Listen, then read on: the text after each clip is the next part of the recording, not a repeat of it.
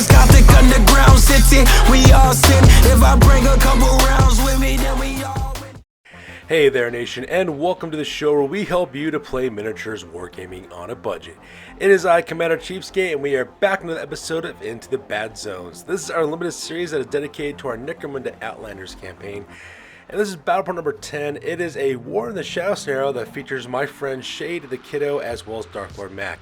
My little sister Shade is bringing Mercator Umbrus, her Clanless Outcast gang. The Kiddo, my littlest sister, is bringing Children of the Vault with the Cold Trader Outcasts, and Dark Lord Mac is bringing Soylent Green, his Nurgle Corrupted Corpse Guild Outcast as well.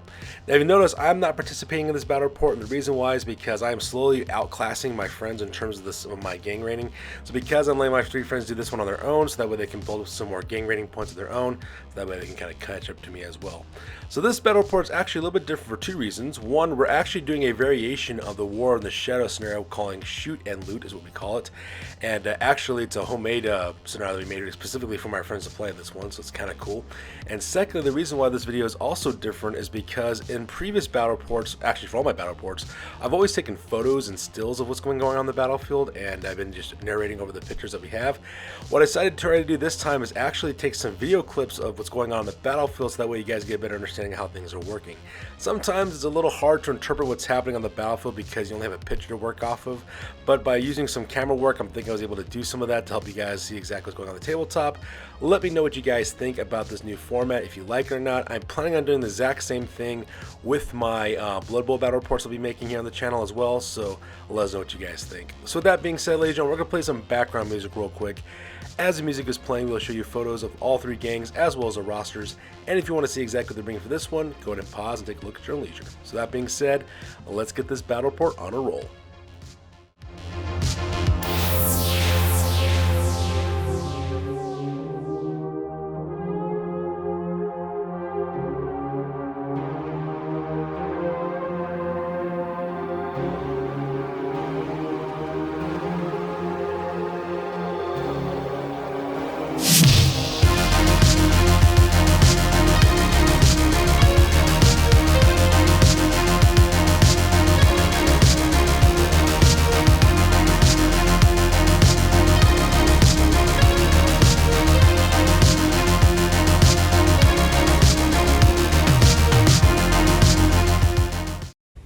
Ladies and gentlemen, boys and girls, dying times here.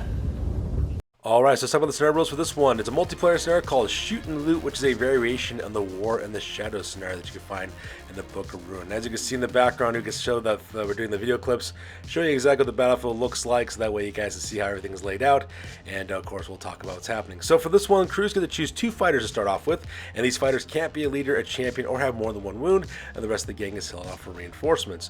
During deployment, we use the 4 scout special rules for deployment. There are also 12 loot caskets spread throughout the entirety of the battlefield. Now for the forward scouts rule, it basically says that you can be placed anywhere on the battlefield, but not within base contact with another fighter or with another fighter's line of sight. Once the fighters are deployed, they may immediately activate and may perform one simple or basic action. Now, in the reinforcements, starting with the end phase of the first round and every round after, D3 randomly chosen fighters will arrive as reinforcements and must be deployed within 2 inches of another friendly fighter. If there are no friendly fighters, then the fighter can't be deployed, and so therefore they lose. Now, ending the battle lasts until round 10 or until the last gang is standing, and for victory condition, the last gang standing wins, or if there are gangs with fighters at round 10, the gang who put the most serious injuries or out of action wins instead. Now for rewards, each loot cask is worth D6 times 10 credits, and for experience, 1 point of experience for all participants, and 1 bonus experience point for fighters who are carrying loot caskets per casket. And for reputation, the victorious gang earns D3 points of reputation as well. So now that we're done talking about the scenario rules and also showing you the overhand panning shots in the entirety of the battlefield, let's go and talk about deployments and get this battle started. Alright, first of all, let's go out and talk about turn number 1. So the Corpse Guild Outcasts must get the initiative on this one, so because of that, my buddy Dark Lord Mac sends out Reek as well as Urg. They're both Outcast Hive Scum, armed with flak armor, last guns, and telescopic sights. Reek has a chain glaive, while Urg has a stub gun as well. As you can see, he decides to put them right in the middle of the battlefield, right on the top of that walkway in the center, so that way they can start making out and grabbing those loot caskets along the walkways on the top of the battlefield. Alright, so because that we do with the first set of activations for these guys, they both do simple actions, both grabbing the loot counters along the walkways. And as you can see from those yellow dice, they manage to secure loot counters for themselves. Also manage to get bonus experience points as well, which is all kinds of awesome for them. So there you go, that makes the very first turn for the Corpse Guild Outcast. So because of that, we go next with Mercator Umbrus of the Clanless. Alright, so because we go directly to the next clan show up, which is the Clanless Outcast, which is Mercator Umbrus, played by my little sister Shade. She actually dedicates 2 fighters in this one. We have Donnie and Darko. They're both Hive Scum. Donnie's got an armored undersuit. He's got an armored suit, mesh armor bolt gun, stub gun with photo goggles, as well as respirator. And Darko's got a flak armor, the plasma gun, stub gun, as well as photo goggles, as well as a respirator and the specialist rule. So they pop up right there in the top portion of the battlefield next to that loot casket. They're not within line of sight of the 2 members of Soylent Green because their backs are basically turned to them. And so because that, we go with Shade's very first set of activations. So because that, Shade activates both their fighters doing basic actions for the both of them. They both open fire with their weapon. Darko actually opens up with his bolt gun. I'm sorry, not Darko. Donnie opens up with his plasma gun directly into Reek. Managed to put a grievous injury on him, put a fibling injury on him as well. So because he loses 1 point of his toughness. So because he does go out of action, and his loot casket also drops in the spot they dropped at. At the same time, Donnie opens up with his bolt gun directly into Erg. Manages to hit him as well as wound him, and actually cause him to fall because he fails his initiative, so because that goes falling directly into the ground right off of the gantry walkway. So because that, he is seriously injured, he's also bleeding out as well, and at the same time also drops his loot casket where he lies as well. And that pretty much makes the first activation for Shade. So moving on to the kiddo with the Cold Trader Outcast, she decides to deploy 2 of her fighters as well. Those 2 fighters are Slick as well as Silk. Silk is a Outcast Hive Scum who's got flak armor. She's got a plasma gun with a telescopic sight. She's got a last gun as a backup weapon, as well as photo goggles and a knife. She's also got the specialist rule. Right next to her is Slick, another Outcast Hive Scum. He's got flak armor, bolt gun, shotgun with solid scatter shot, as well as photo goggles. And as you can see in this photo, the kiddo decided to put him right directly onto that walkway. That way they have good overarching fires, overwatching fires over the entirety of the center of the battlefield, and at the same time right next to those loot counters as well. And for the kiddo's activation, she decides to have both those fighters actually go directly into the middle of the battle, directly to the walkway, and to pick up basically the pick up the 2 loot counters on the other side of the bridge. So because of that, she managed to grab those and managed to secure initiative, additional experience points for these guys, as well as additional loot counters. And that pretty much makes up the action phase for turn number 1. Alright, so that takes directly to the end of turn number 1, and once again, fighters show up on the tabletop. For the kiddo, for the Children of the Vault, we have Slight show up. He's a Voidborn Scum. He's got armored suit. He's got his hazard suit, auto pistol, chainsaw, as well as photo goggles. At the same time, in the middle of the battlefield as well, we also have Fiddlesticks, the Chaos Spawn. He shows up for the Corpse Guild. He's also level 3 Chaos Spawn as well. And then after that, showing up on the tabletop as well as Tough Shakes for the Mercator Umbrus. He's an Outcast champion. He's also got the Mastermind archetype. He's got mesh armor, photo goggles, a stub gun with plasma pistol, a chain sword, dum-dum rounds, respirator, as well as an infiltrate skill. And that pretty much makes up turn number 1 for this one. So turn number 1 over with, we go directly to the top of turn number 2, and my friends roll off for priority C, which of them will be going first. Alright, so that takes us directly to the top of turn number 2 for the Corpse Guild Outcast getting initiative on this one. And as you can see in this photo, for the most part, my buddy Tarkler Mac does a double set of movements for Fiddlesticks moving directly beneath the bridge where the Cold Trader is located at. That way he could be able to bring more fighters onto the battlefield without having to actually have no one for his soldiers to actually ally with themselves up with. So you can see they're just kind of parked right there beneath the bridge, also taking cover for the most part as well. At the same time, there's another set of activations taking place. Right afterwards, we go with Mercator Umbrus. Mercator Umbrus then activates Tough Shakes. Shade sends her champion running over to the left-hand side of the battlefield as well, so that way he can take cover from the inflating fire from the Cold Trader's low on top of the bridge. That way he can take cover and be perfectly fine there as well. And that pretty much makes up this first set of activations for turn number 2. So then we go to the kiddo. The kiddo then activates Silk, who does a basic action aim with her plasma gun, and another basic action open fire with it. Managed to get a hit off directly across the battlefield towards Donnie. Donnie actually takes a grievous injury, so because he goes out of action, causing Darko in the back there to lose his nerf test. He flees back, I think, 3 inches behind that column, so that way he can escape the hell that's coming his way as well. So that part was kind of brutal. Chalk up the first loss for the Mercator Umbrus, at the same time the first kill for the Children of the Vault. So with that, the rest of the turn basically belongs to the Cold Trader. So what ends up happening is that Slick manages to take a basic action to basically remain hidden. So that way he's behind that pillar, so that way he doesn't get shot at the same time. At the same time, Slight does a double move forward along the wall, top of the wall there, heading directly towards that loot counter. That's located right in the center of the battlefield, right above, I believe that is Reek, is who that character is as well. So just like that, they do manage to end the turn with this one. So the action phase over with, we go directly to the end phase. Alright, so with that, starting off with the Corpse Guild real quick. So first of all, Urg is still seriously injured. However, though, some more fighters do show up. In fact, 3 more is into showing up on the battlefield. First of all, is Sepsimus. He's a corpse grinder. He's got an armored outer suit, mesh armor, chain glaive, auto pistol, as well as a crushing blow skill. And so does Malignus, which is a outcast hive scum armor, flak armor, last gun, telescopic sight, as well as a stub gun. And then Dire Song also shows up, which is a level 1 chaos. Right, level 2 chaos spawn also shows in the battlefield. Now, of course, when it comes to the next part as well, we do have for Donnie, of course, Donnie does manage to get his nerf back from the Mercator Umbrus. But then Sulaco also shows up as well. Sulaco is an ammo jack. He's basically packing a mesh armor as well as a combat shock with salvo turnarounds. He's also got a power sword as well as a munitions near skill. And then finally, when it comes to the Cold Traders, of course, Wesley shows up. He's an outcast champion who's got the Mastermind upgrade. He's got the Infiltrate special skill. He's also got armored undersuit, mesh armor, as well as a Recruit long rifle, as well as photo goggles. We also have Nostromo showing up, who's another ammo jack. He's got mesh armor, a bolt gun, and power hammer, as well as a munitioneer skill. And then finally, we also have Yar Umbra, the special character bounty hunter. He's got flak armor, as well as a long last rifle. He's also got fighting knife, infrared sight on that long last, photo goggles, respirator. He's got the infiltrate as well as marksman and overwatch skills. And that pretty much makes up the end phase for turn number 2. So with that being said, we go directly to the top of turn number 3. And my friends roll off for initiative to see which of them will be going first. So once again, we go directly to the top of turn number 3, and once again, the Corpse Guild managed to get the initiative on this one, and the first thing that my buddy Dark Lord Mac does, he activates Dire Song. Dire Song does a double move to go directly on the top of the walkway there to act as a bullet magnet for all those Cold Traders, so that way he can provide some fire for his guys down below. At the same time, the other side of the battlefield, Darko actually manages to escape his nerve, manages to recover his nerve as well. At the same time, he also does double movements along the right-hand side in order to head directly towards the loot counters on the bottom of the screen. And that pretty much makes up these turns of activations on this part.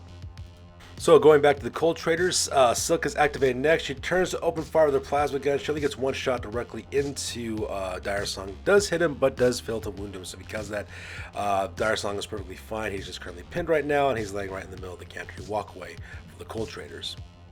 So for Dark Lord Mac's activation, then activates Fiddlesticks. Fiddlesticks does a double movement to climb directly to the top of the walkway right there, right in the middle of all the Cold Traders. That way he can act as a bullet magnet as well. So that way he can also listen support for Dire Song too, and basically tie up the shooting elements up here for the Cold Traders. So from there, Shay goes next. She then activates Tough Shakes. Tough Shakes is a simple action to climb directly to the top of the wall, and a basic action to fire with his combo plasma pistol directly into Slight. He does manage to hit Slight with both the stub gun as well as the plasma pistol, but he does fail to wound. So because that, Slight is perfectly fine, but Slight does fail his initiative test and does fall directly to the ground, and he's perfectly fine still. He is just pinned with no injuries whatsoever. And because Tough Shake is also a champion, he does activate the ammo jack down below, which is Sulaco. Sulaco does a basic action aim with his combat shotgun as well as a basic action open fire with it. He does manage to hit Yar Umbra, and the reason why he hits Yar Umbra is because remember, Slick is hidden behind that piece of terrain right there because he took that take cover action. So he does manage to hit Yar Umbra. Unfortunately for Shade, though, she does fail to wound Yar Umbra, so he is just currently pinned right now. He does pass his initiative test to prevent him from falling off that walkway as well. And that pretty much makes up all the activation for Shade and her Mercator Umbrus for this turn. So from there, we then go back to the Kiddo. The Kiddo then activates Wesley. Wesley does a basic action to aim and open fire with his Recruit long rifle directly into Fiddlesticks. He does manage to put a wound onto Fiddlesticks. However, Fiddlesticks does fail his initiative test, so he does fall off the walkway, goes crashing directly to the ground. He is currently pinned. He doesn't suffer any further injuries, but at the same time, though, there's one less chaos while they kind of worry about being stuck on top of the bridge with them. So from there, Dark Lord Mac goes next. He activates Sepsimus. Sepsimus does a double action to charge directly into Slight, attacking with that chain glaive as well. His crushing blow actually does fail to hit Slight, but his other 2 normal attacks with that chain glaive do manage to hit as well as wound. Luckily for Dark Lord Mac, though, he does manage to put a serious injury directly onto Slight, and Slight is still on the ground laying out bleeding. But that's a precarious spot for him to be in because not only did Dark Lord Mac activate Sepsimus, also gets to go next as well. He gets to activate that guy, Malignus, in the back as well. So Malignus will be going next, and that's a precarious spot for Slight to be in because he can't be charged and taken out with a coup de grace. So with that, Malignus goes next. Melissa does the double action to charge directly into Slight and manage to take him out with a critical drop, putting a hit injury directly onto Slight.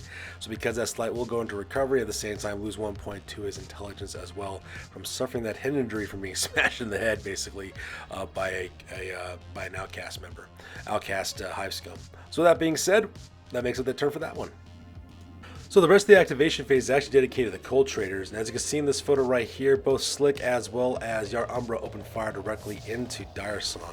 Now Slick does manage to get off one shot with his bolt gun, but also suffers an ammo jam because of that, so he will need to take an ammo check in his next activation if he wants to shoot from his bolt gun, but he does have a shotgun as backup, so it's not so detrimental. Meanwhile, at the same time, Yar Umbra also takes a basic action to get back on his feet again from being pinned, and he opens fire with his long last directly into Dire Song. Now because he's got the marksman ability, when he rolls a 6, he actually doubles damage and rolls 6s 2 more times in order to wound Dire Song. So because those two fighters put serious injury directly onto Dire Song, which is a very precarious spot for him to be in because he could be taken out of the coup de grace the next turn if he's not careful. And for their last activation, Nostromo, the ammo jack, does directly charge into close combat with that power hammer into Tough Shakes. Does manage to put a serious injury on Tough Shakes, and Tough Shakes does manage to pass his initiative test, so he is stuck on the top of that walkway as well, which is a bad spot for BM to be in because he can be taken out with a coup de grace if he's not careful. And so with all the actions over with the action phase, we go directly to the end phase. Alright, so we go directly to the end of turn number 3. So first of all, Urg is still seriously injured, however, Pustis does show up for his deployment. He's Outcast Hive Scum with a flak armor, last gun with telescopic sight, as well as a stub gun. Meanwhile, that's occurring at the same time. Tough Shakes is seriously injured, however, some more fighters do show up. First of all, we do have the Shipbreaker show up, which is an ambot with 2 tunneling claws, carapace armor, it's got the infiltrate, cranial governors, excavation automata, as well as a valuable asset special rules popping up for him. At the same time on this side, we also got Moloko showing up, who's a Hive Scum. He's got flak armor, shotgun with solid scatter shot, stub gun, as well as a respirator. Now, meanwhile, while that's occurring, of course, the rest of the Cold Traders also show up as well. First of all, we have Mr. Sinister, who's a Cold Trader. He's got a weird archetype. He's got armor weave, as well as armor undersuit. He's got a sling gun, slow knife, bio booster, photo goggles. He's got the step aside overseer skill, as well as a technomancer ability for overcharge. At the same time, his Spectre also shows up, another Outcast Hive Scum. She's got flak armor, auto gun with photo goggles, as well as a knife. And then finally, the big boy Baymax, the Ambot, also shows up. He's got 2 tunneling claws, carapace armor, infiltrate, as well as cranial governors, excavation automata, as well as valuable special rules. And that pretty much makes it the turn for this one. So that being said, we go directly to the top of turn number 4. And once again, all 3 of my friends roll off for a priority, see which of them will be having the initiative in turn number 4. So from there, we go directly to the top of turn number 4. And once again, the Corpse Guild Outcast managed to get the initiative on this one. So because that Dark Lord Mac does activate Fiddlesticks, Fiddlesticks does an action to get back on his feet again, and another action to climb up to the top of the walkway, rolling a perfect 6 for his movement score. So just like that, we have a huge melee breaking out right here in the middle of the bridge with all these Cold Traders, their Ambots, as well as Chaos Spawn ready to bring the pain. So that we go to the Cold Traders. What ends up happening is Kiddo activates Mr. Sinister, uses Overseer ability directly onto Baymax. Baymax's first set of actions charge directly to Dire Song and puts him out of action with a coup de grace, and for his second set of activations, charge directly into Fiddlesticks. Managed to put 3 wounds onto that Chaos Spawn as well as a flesh wound. So just like that, Dark Lord Max Chaos Spawns are not doing very good right now, and they're getting chewed up to pieces by Baymax, the Ambot. At the same time, he also nets himself a bonus point of experience for taking out a Chaos Spawn in close combat.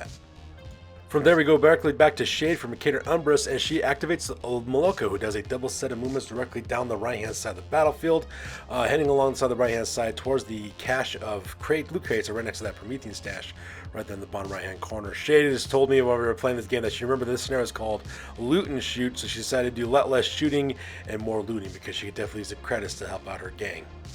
From there, Dark Lord Mac goes next. He activates Pestis. Pestis does a simple movement to really grab that loot counter that was right between the Corpse Grinder as well as the spinning vent. He does another basic action open fire with his last gun directly into Moloko. Unfortunately, though, he does miss his shot, so no harm, no foul. Moloko is perfectly fine. However, Pestis is in a precarious spot, stuck between a Corpse Grinder as well as that whirling fan of death, so he better be careful before he falls in.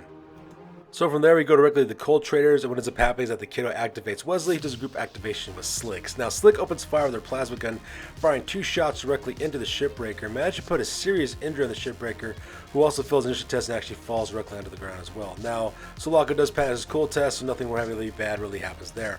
Now from there, Wesley opens fire with a basic action to aim, another basic action will fire this Crew Rifle directly into Fiddlesticks. Unfortunately for him though, he's unable to wound Fiddlesticks, so Fiddlesticks is perfectly fine. And at the same time, Fiddlestick also passes the initiative test, so because he still stays up on the ground, you walk away as well.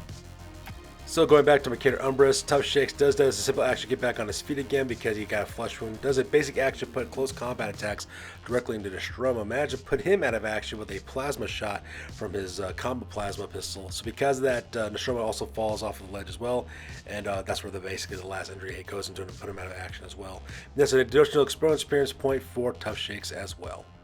So from there, both Sepsimus as well as Malignus, they both get activated next to the Corpse Grinders. Those guys start moving as quick as they can, doing downwards along between the middle of the Corpse Grinders, heading directly towards the bottom right-hand side. Looks like they're trying to go after those loot caskets located in the bottom right-hand side of the battlefield. My buddy Dark Lord Matt basically took a cue from Shade and realized the game is called Loot and Shoot, with the emphasis on looting rather than shooting.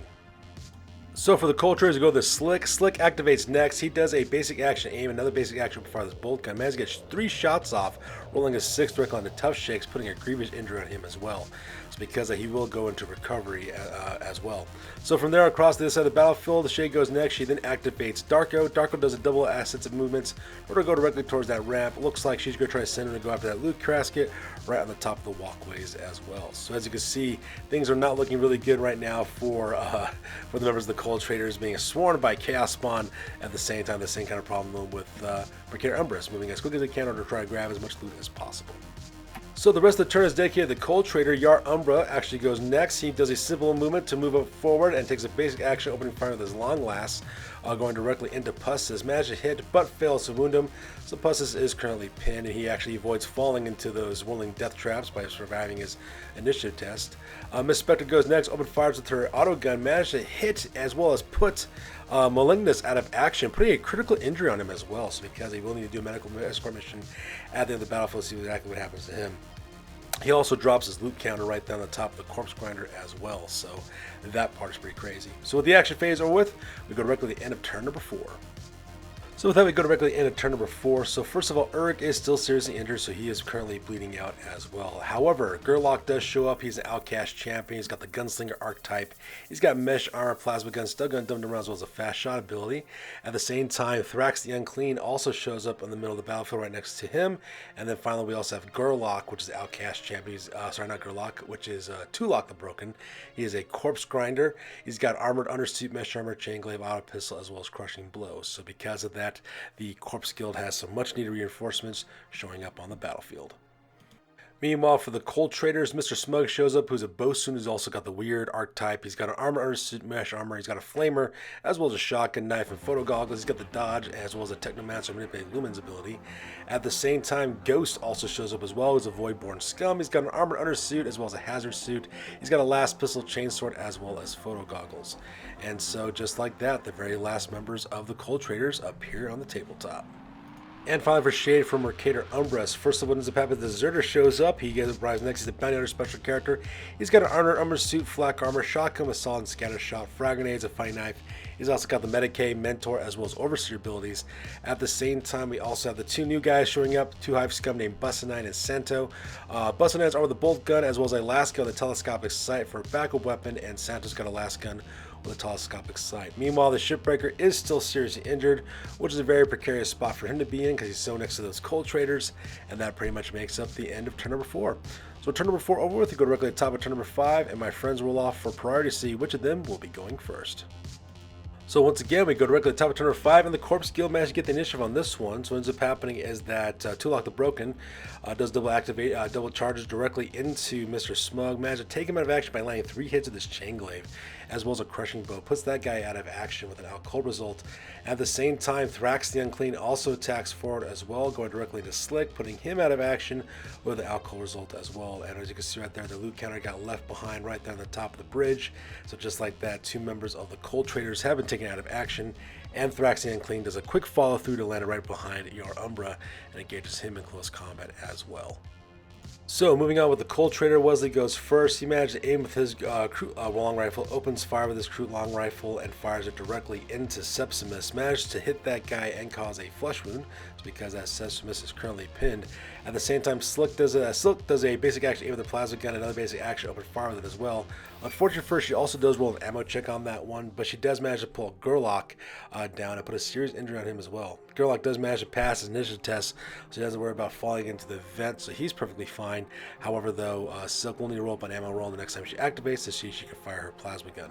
And it's not so bad if she can't, though, because she does have a backup weapon with a last gun. So from there we go directly for a couple activations. First of all, the Deserter uses Overseer ability directly onto Moloko. Moloko does a double set of activations. They head directly to the bottom right hand corner, grab all three of those loot counters for himself, as well as bonus experience points for him as well. So because of that, they do get a lot of loot on this turn. So for this next shot, there's actually a couple activations. When this happens, that Fiddlesticks gets activated next. He does try to attack Baymax, Buzz fails. However, the Kiddo then goes next. She activates Mr. Sinister, who does an Overseer ability on Baymax. As you can see in this photo, Baymax launches his first set of attacks directly against Fiddlesticks. Managed to put him out of action as well. So because of that, for his second set of activation, then charged directly into Outlanders Unclean and managed to put him out of action as well. So because of that, both those Chaos Spawns have been subdued, and they're also both out of action for the rest of the battle report. So that shade goes next. She then activates Darko. Darko does a double movement to move directly to the top of that walkway there in order to grab that loot casket that's located there right in the middle of the platform. And for this next shot, there's actually several activations are processed. Septimus is managed to get back on his feet again and also moves up forward to grab that leather loot counter. At the same time, Ghost as well as Miss Spectre also drop down. As you can see right here as well, Pestis also does a double movement up to the center of the table, so that way he's out of the field of fire. At the same time, as you can see, both Ghost as well as Miss Spectre also drop down to the first level, making the way directly towards Septimus while that's occurring. Meanwhile, as you can see up here at the top right here, we got Bussanine, as well as the new guy. I believe that guy's name is Bussanine, as well as Santo. They both climb up directly to the top of the walkways, so that way they can start grabbing loot counters as well. And that pretty much makes up this series of activations. So moving back to the Cold Traders, Sulaka gets activated next, the Ammo Jack. He charges directly into Pestis, managed to put a grievous injury on him as well with that power sword of his, and at the same time managed to get himself an additional loot casket as well. So now that character is carrying two of these loot caskets on his back. And then finally, of course, we have Yar Umbrus. Yar Umbrus does try to shoot Tulak the Broken in the back, though, with his long last. Unfortunately, though, he does miss his shot, and that pretty much makes up all the action phases for this one.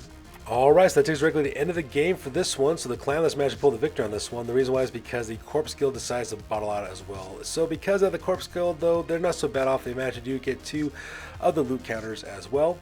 At the same time, the Cold Traders also managed to grab two loot counters as well. As you can see, we got one over there with Silk. She managed to get one on top of there, and they also managed to get that one there on the top of the gantry walkway. Meanwhile, for the Mercator Umbrus, the Ambot, the Shipbreaker, does recover with a flesh wound. Sulaka managed to get two loot counters. They managed to get the three loot counters at the top of that walkway, as well as a loot counter over there. And finally, also got the three loot counters over there on the side. So just like that, the Mercator Umbrus clearly won this one by having the most loot counters. So that being said, ladies and gentlemen, we're going directly to the post game because this battle report is now officially over. That's it, man. Game over, man. It's game over. Alright, first of all, let's go and start with Soylent Green, the Nurgle Corrupted Corpse Guild Outcast. So for injuries, Reek suffered an enfeebling injury by losing 1 to his toughness, while Pestis suffered a grievous injury. Malignus suffered a critical injury, but he makes a full recovery because of Singe the Roan Dock that they have. At the same time, Dire Song, Thrax the Unclean, as well as Fiddlestick all make full recoveries and are properly restrained. Now, for during the Dark Ritual, Tulak was chosen as the vessel of the ritual. So Tulak the Broken does stand up and decides to actually stand up and receive his blessing. They managed to successfully pass as well as gain the favor of Nurgle as well. Now for advances, Tulak the Broken level to level 2, earning +1 to his toughness, as well as increasing his gang value to 30 credits. Now from the settlement of Mauville, nothing happens there because no new resources have been gathered at this time. From the trading post, they do manage to capture 2 trading castles, earning them on 90 credits in total. They recruited 2 new Hive Scum outcasts named Festus and Rodigus. They equipped Festus with the flak armor, lasgun, telescopic sight, as well as stub gun from the stash, and they purchased flak armor, lasgun, as well as stub gun for Rodigus. Their current reputation is 7 points in total. Their new record now is at 1 win and 6 losses, and the new game right now is at 2,185 points. And since the end of the down phase, everybody escapes recovery, and they're ready to fight up for the second half of our campaign. Meanwhile, for the Children of the Vault, Mr. Smug and Slicks both suffered out cold results, so because of that, they're perfectly fine. And Slight suffers a head injury, losing 1 point to intelligence. He does, of course, skip recovery because this is the end of the down phase, so because of that, everyone just makes full recoveries, so that we get to the second half of the campaign. Now for advances, Mr. Smug did level up to level 2, learning the overcharged psychic power and also increasing his value to 20 credits, which is actually kind of scary because that means he can actually turn his flamer into a strength 5 flamer, so that's pretty scary. Now from the settlement of the sanctuary, nothing much happened there because no new resources were gained this week. And from the training post, they managed to get 2 loot caskets and able to drum up 110 credits for the kiddo. The kiddo spent 75 credits for mesh armor for Miss Spectre, Silk, Slick, Switch, and Smoothie, and sold their 5 sets of flak armor for 25 credits in total. And then of course spent the remaining 60 credits purchasing an ammo cache for Silk to lug around, so that way she could use that for her plasma gun. Her current reputation is at 7 points in total, her new record's at 2 wins and 5 losses, and her new gang rating now is at 2,470 points. And finally, we do have the Mercator Umbrus, who were the victors of this battle report. For injuries, Tough Shakes as well as Darko both suffered grievous injuries, but they're both perfectly fine because this is the end of the down phase, so everyone who's in recovery makes full recoveries, so that way we can finish out the second half of the campaign. For advancements, 4 members of this gang leveled up. Tough Shakes leveled to level 2, earning +1 to his toughness, as well as increasing his credit score by 30 points. Tugs leveled to level 3, earning +1 to his cool and increasing his value by 10 credits. Moloko and Donnie both leveled up to level 2, both getting +1 toughness apiece, and both also increased their value by 30 credits apiece. Now from the Boneyard, which is their settlement, nothing happened because no new resources were gained at this time. And for the trading post, they managed to drum up 80 credits, 8 loot counters for 280 credits for those. Hagar Freelord's Fixer skill gives him additional 20 credits, and Hagar Freelord's Well Connected rule also gives him additional 50 credits, giving him a grand total of 350 credits in total. With those 350 credits, they spent 120 of those credits to purchase mesh armor for Tugs, Solja, Moloko, Runedog, Donnie, Darko, Bussanine, as well as Santo. From there, she then sold her flak armor for 30 credits, and with the leftover money, she managed to purchase armored undersuits for the whole gang as well. So now everyone is pretty much 4-up armor save, which is absolutely fantastic. For her reputation, she got 3 points of reputation from the scenario, bringing her grand total to 9 points of reputation total. Her new record now is at 3 wins and 4 losses, and her new game rating now is at 2,650 points. So that's going to do it with this one, you guys. By the way, tell me what you think of the new format. Do you like the new videos that we're taking for each of the phases as well? Let us know if that method is working for you guys. If you don't care for that, please let me know as well, because right now I'm on the fence. I'm going to try to make a couple more battle reports using that video format just to see how it works. But if you guys prefer the old way of doing it, where we just took stills and narrate over the stills, please let me know in the comments section below, so that way I can make what you guys prefer instead. So that's going to do it for you guys. As always, please feel free to like, comment, and or subscribe. Your guys' input is invaluable to us as always. Also check us out on Facebook, Instagram, as well as blog.com for all the latest greatest hobby news related to this channel. That's good for this, you guys. We'll catch you guys next one. Peace out and stay classy.